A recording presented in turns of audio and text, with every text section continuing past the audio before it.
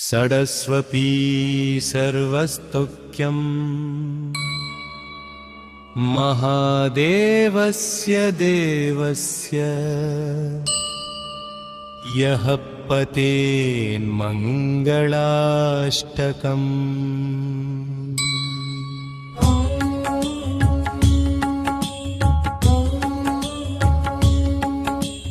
भवाय चन्द्रचूडाय निर्गुणाय गुणात्मने कालकलाय रुद्राय नीलग्रीवाय मङ्गलम्। भवाय चन्द्रचूडाय निर्गुणाय गुणात्मने कालकलाय रुद्राय नीलग्रीवाय मङ्गलम्।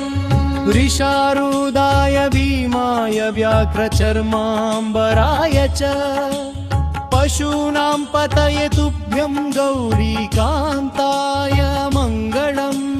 भवाय चन्द्रचूडाय निर्गुणाय गुणात्मने कालकलाय रुद्राय नीलग्रीवाय मङ्गलम्।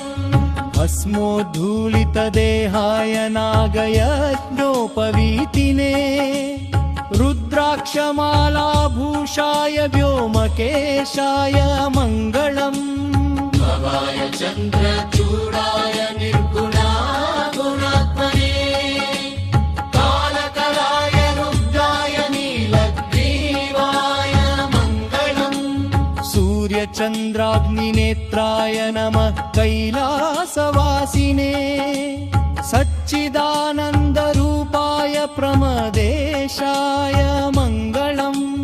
भवाय चन्द्रचूडाय निर्गुणाय गुणात्मने कालकलाय रुद्राय नीलग्रीवाय मङ्गलम्।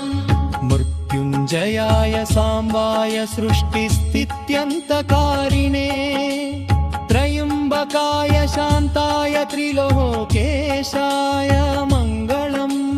भवाय चन्द्रचूडाय निर्गुणाय गुणात्मने कालकलाय रुद्राय नीलग्रीवाय मङ्गलम्। गङ्गाधराय सोमाय नमो हरिहरात्मने उग्राय त्रिपुरग्नाय वामदेवाय मङ्गलम्। भवाय चन्द्रचूडाय निर्गुणाय गुणात्मने कालकलाय रुद्राय नीलग्रीवाय मङ्गलम्। सद्यो जाताय सर्वाय भव्यकानप्रदायिने ईशानाय नमस्तुभ्यं पञ्चवक्राय मङ्गलम्। भवाय चन्द्रचूडाय निर्गुणाय गुणात्मने कालकलाय रुद्राय नीलग्रीवाय मङ्गलम्।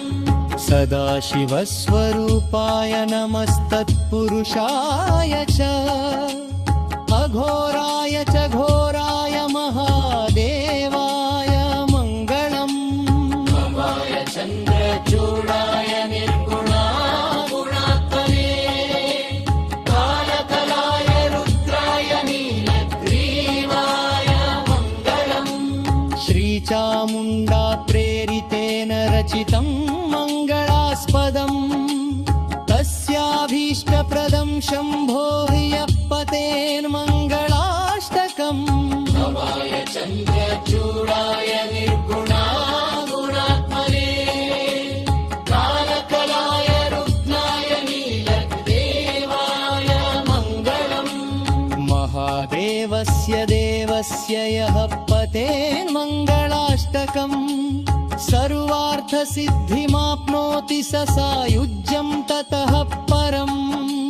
भवाय चन्द्रचूडाय निर्गुणाय गुणात्मने कालकलाय रुद्राय नीलग्रीवाय मङ्गलम्। ॐ